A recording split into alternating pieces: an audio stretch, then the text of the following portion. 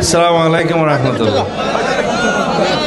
ভাষণ দিবার তো কিছু নাই, আই তো এডিয়ার মানুষ, অনরার সন্তান, আর সংগঠনের নেতা কর্মী অকল বেক্ষণ আগে যেখানে আসিল এইভাবে আছে।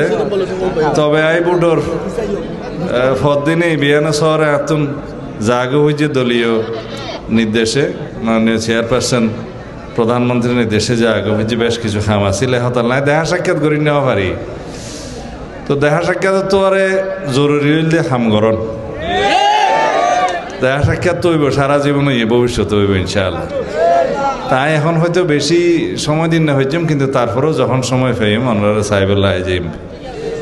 এখন বেগ কোনো সুশৃঙ্খলভাবে তা ফুরিব, কেউ কোনো রকমের অনাচার করি না পারি মানুষের, কোনো উশৃঙ্খল কোনো চাঁদাবাজির খবর না শুনি পান, প্রশাসনের সহযোগিতা করা ফুরিব এবং দেশের মধ্যে এনাকান সুশাসন কায়েম করা ফুরিব, যাতে মানুষ মনে করে যে বিএনপি রাষ্ট্র পরিচালনার দায়িত্ব এসে মানুষ শান্তিতে আইব, মানুষ উন্নয়ন পাইব, শৃঙ্খলা পাইব, শান্তি পাইব।